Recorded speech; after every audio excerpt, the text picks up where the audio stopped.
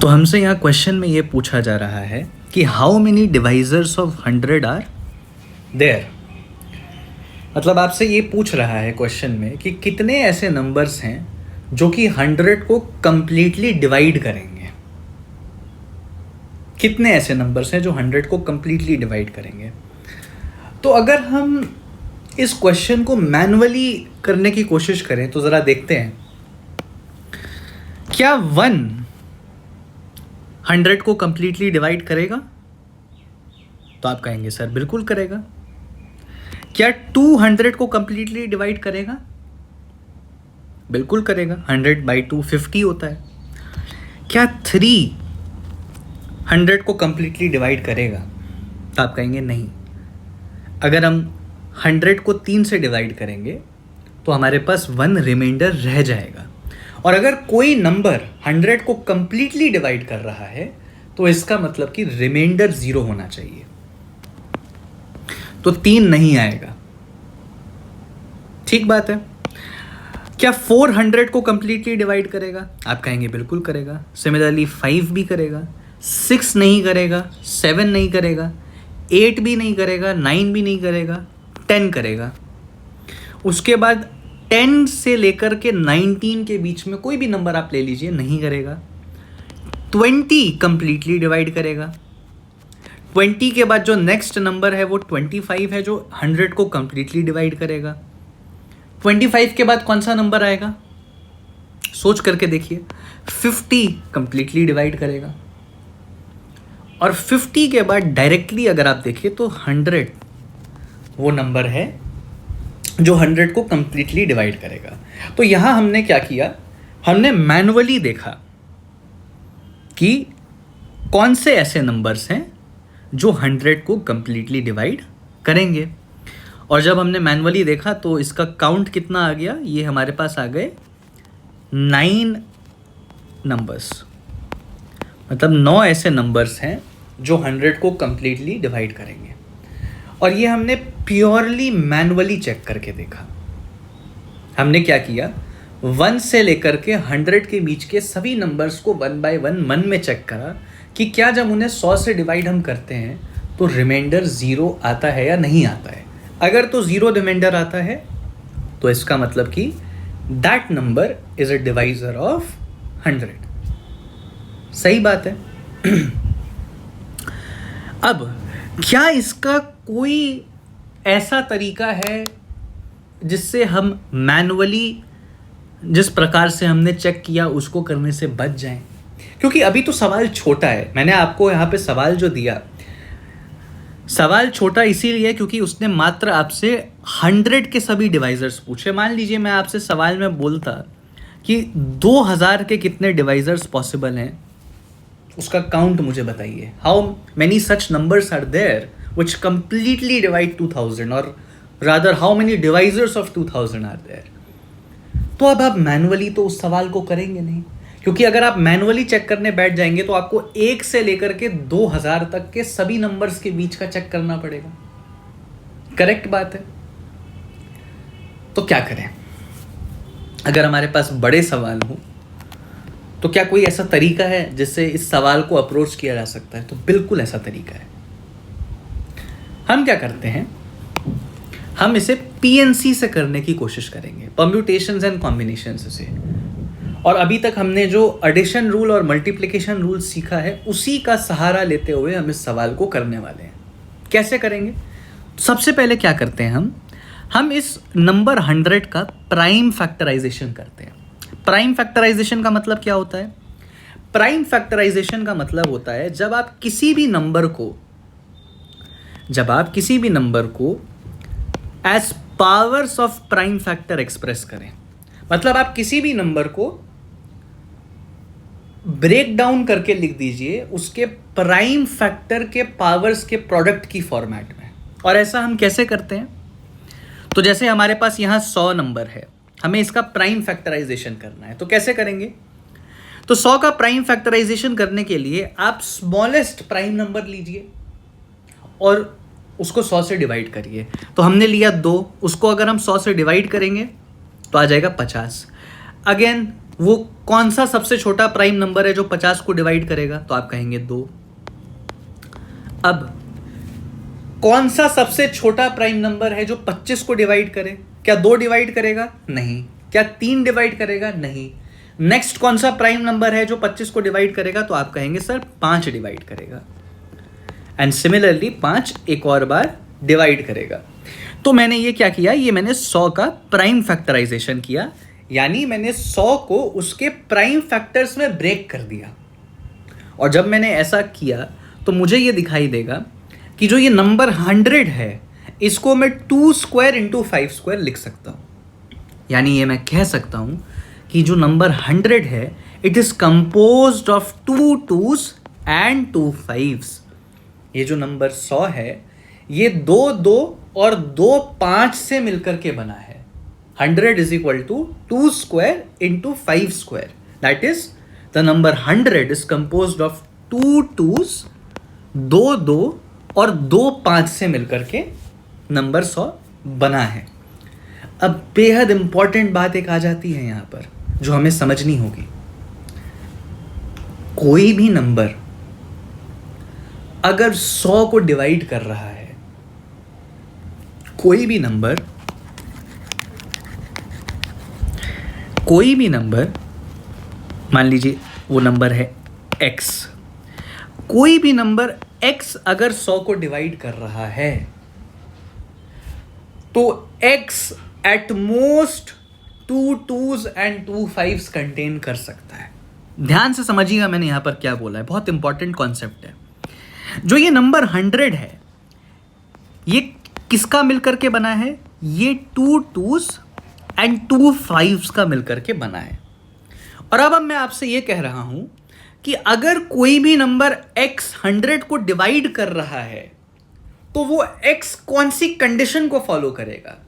वो x ये condition को फॉलो करेगा कि this x will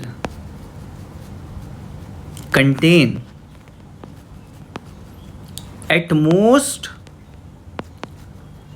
2 2s and at most 2 5s। अगर कोई नंबर x 100 को डिवाइड कर रहा है तो वो एट मोस्ट 2 2 कंटेन करेगा एंड एट मोस्ट 2 5 कंटेन करेगा। सही बात है, इस चीज को अच्छे से समझते हैं। क्यों 100 3 से डिविजिबल नहीं है? 100 3 से डिविजिबल इसीलिए नहीं है क्योंकि 100 का मतलब तो 2 स्क्वायर इंटू 5 स्क्वायर है और नीचे आपका प्राइम फैक्टर आ रहा है 3।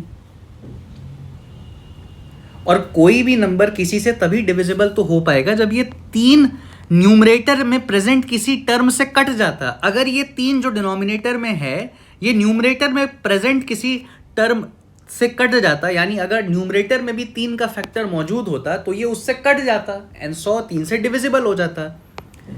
क्योंकि 100 के पास कोई भी ऐसा टर्म नहीं है जो 3 एज अ फैक्टर कंटेन कर रहा है, इसीलिए तो ये 3 से डिविजिबल नहीं हो पा रहा है। सोच करके देखिए, 100 8 से क्यों नहीं डिविजिबल है? 100 8 से इसीलिए डिविजिबल नहीं है क्योंकि 8 का मतलब होता है 2 क्यूब। 2 क्यूब मतलब मैं ये लिख सकता हूं कि दिस इज 2 स्क्वायर इंटू 2। तो ये 2 स्क्वायर और ये 2 स्क्वायर तो कट जाएंगे, लेकिन ये दो तो किसी से नहीं कटेगा ना। और क्योंकि ये दो किसी से कटेगा नहीं, इसीलिए 100 8 से कंप्लीटली डिविजिबल नहीं हो रहा। तो कोई भी नंबर 100 को कंप्लीटली डिवाइड तभी कर पाएगा जब उस नंबर x में जितने भी फैक्टर्स मौजूद हैं वो न्यूमरेटर में प्रेजेंट इन फैक्टर्स से कट जाएं। क्योंकि 8 में 2 की 3 पावर्स है और न्यूमरेटर में केवल 2 की 2 ही पावर प्रेजेंट है, इसीलिए 100 8 से डिविजिबल नहीं है। सही बात है। लेकिन अगर आप सोच करके देखिए, अगर न्यूमरेटर में मान लीजिए सिर्फ 5 मौजूद होता तो ये 5 इस 5 से कट जाता एंड हेंस 100 जो है वो 5 से डिविजिबल हो जाता। जो कि सही बात है। या फिर मान लीजिए कि डिनोमिनेटर में टर्म होता कोई ऐसा जिसमें एक फैक्टर 2 का होता और एक फैक्टर 5 का होता, यानी नंबर 10। तो नंबर 10 100 से क्यों डिविजिबल है? क्योंकि 10 जो है उसे 2 इंटू 5 लिखा जा सकता है, और ये 2 इस 2 से कट जाएगा, और ये 5 जो है वो न्यूमरेटर के एक 5 से कट जाएगा।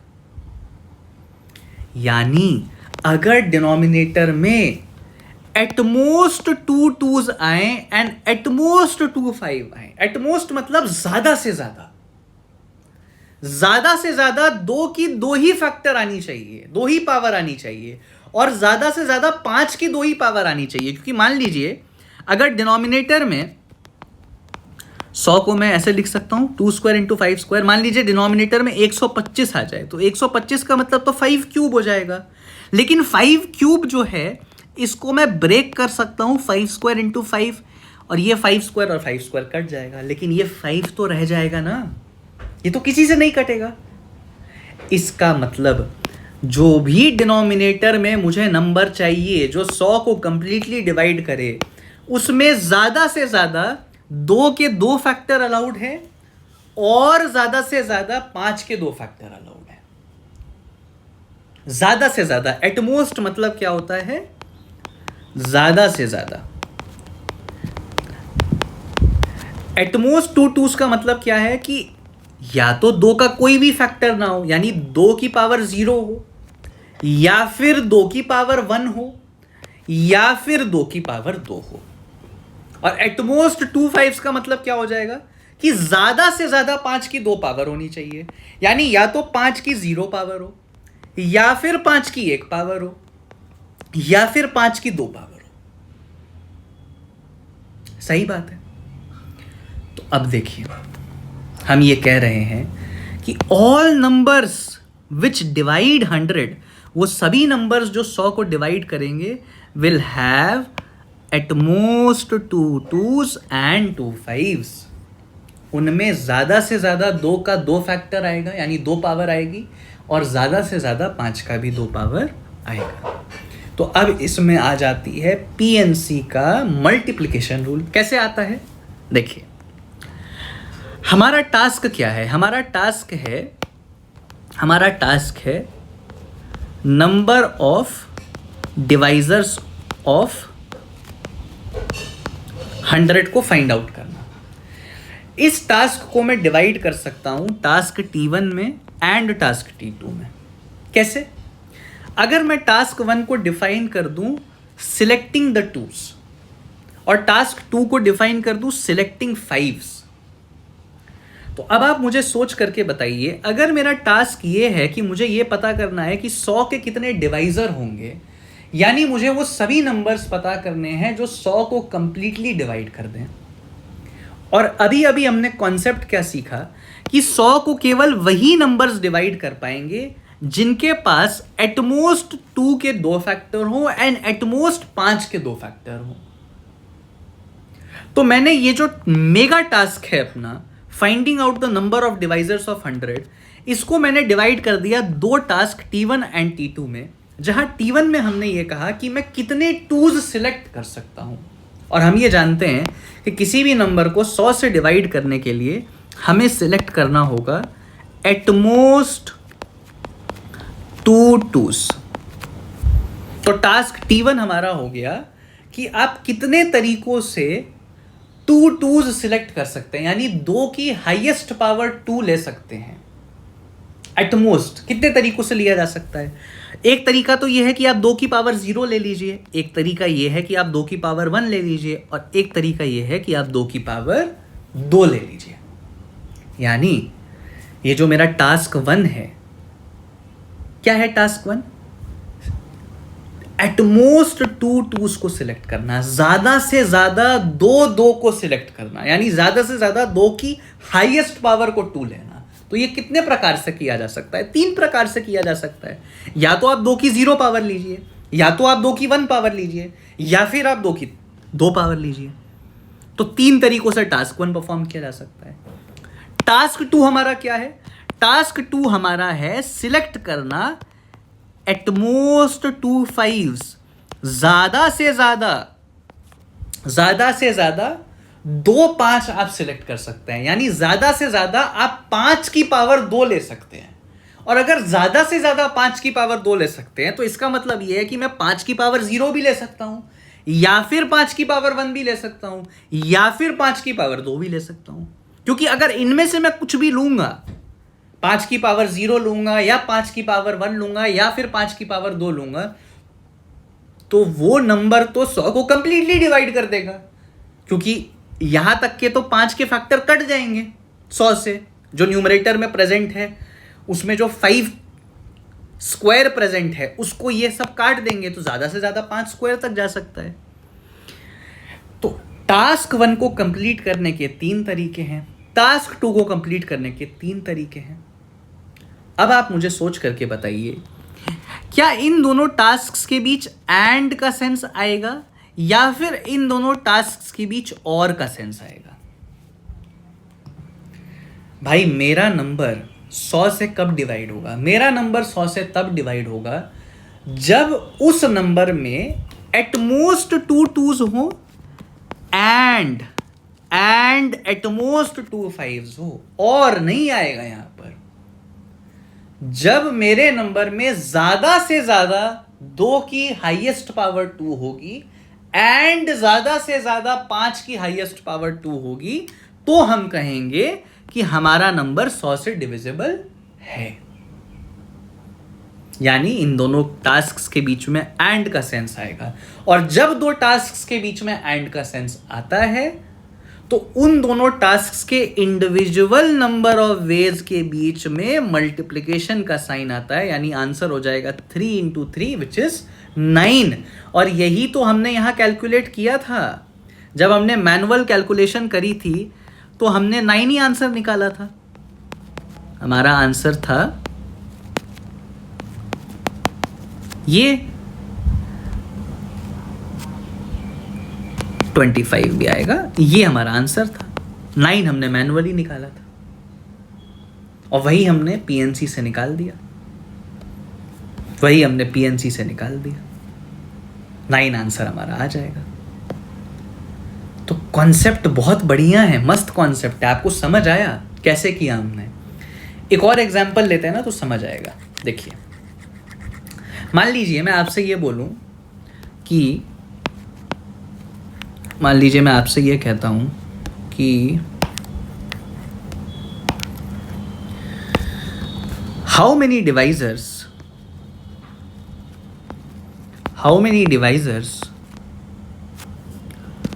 Are there of number 360? 360 के कितने डिवाइजर्स हैं? यानी आप मुझे वो सभी वैल्यूज बताइए, आप मुझे वो सभी नंबर्स बताइए जो 360 को कंप्लीटली डिवाइड कर रहे हैं। ठीक है, तो एक तरीका तो है कि मैनुअली आप देखें 1 से लेकर के 360 तक जाएं और देखें कि कितने ऐसे नंबर्स एग्जिस्ट करते हैं जो 360 को कंप्लीटली डिवाइड कर रहे हैं।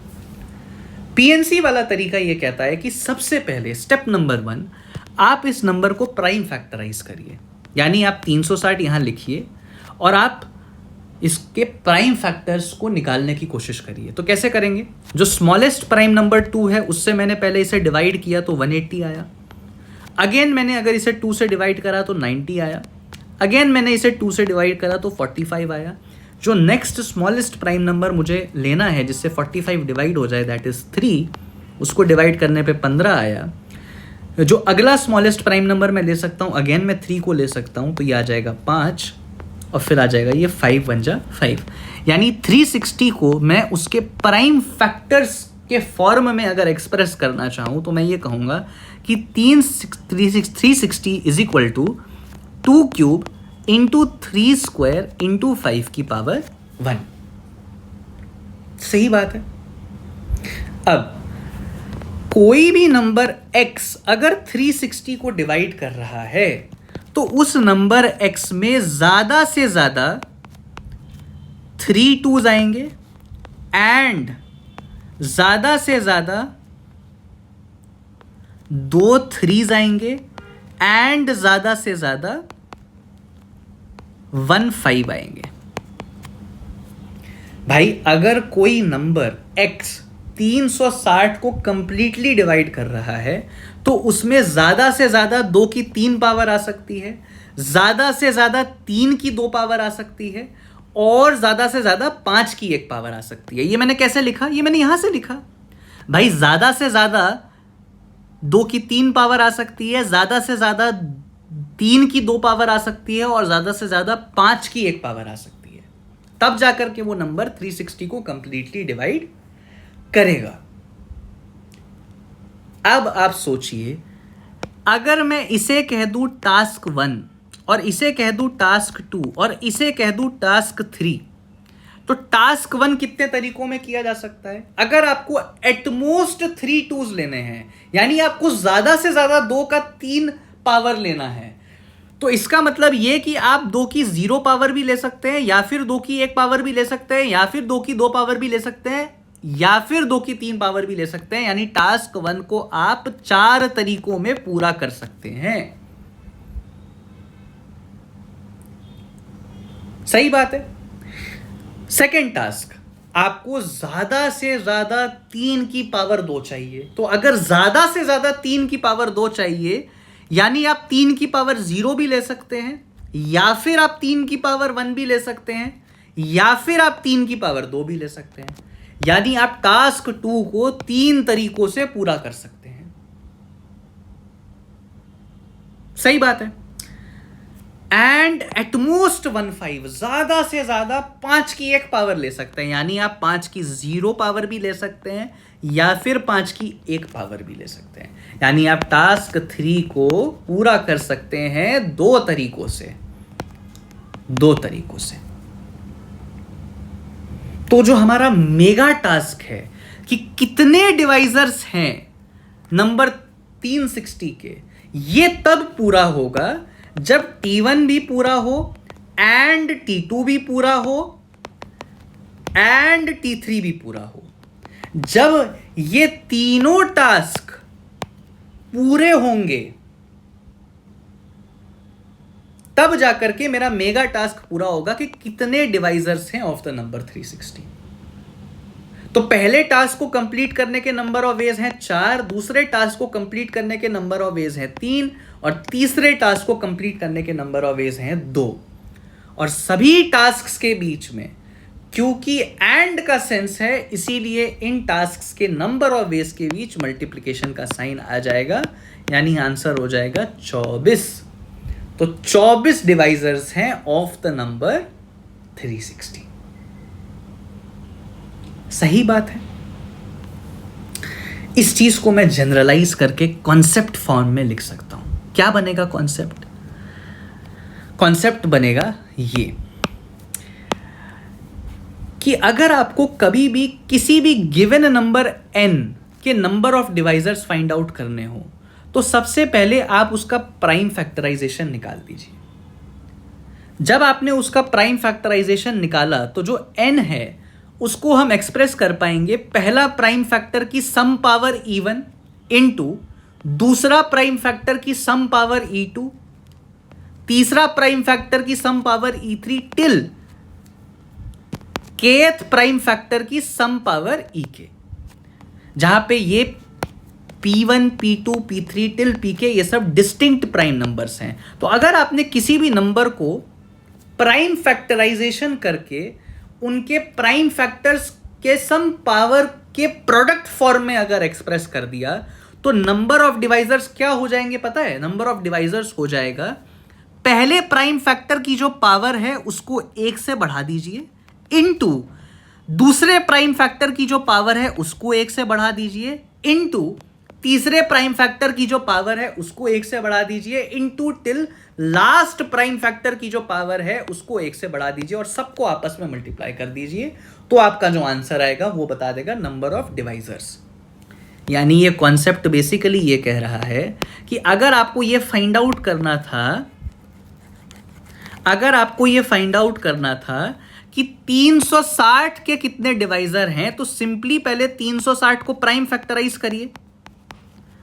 ये मैंने 360 को प्राइम फैक्टराइज किया,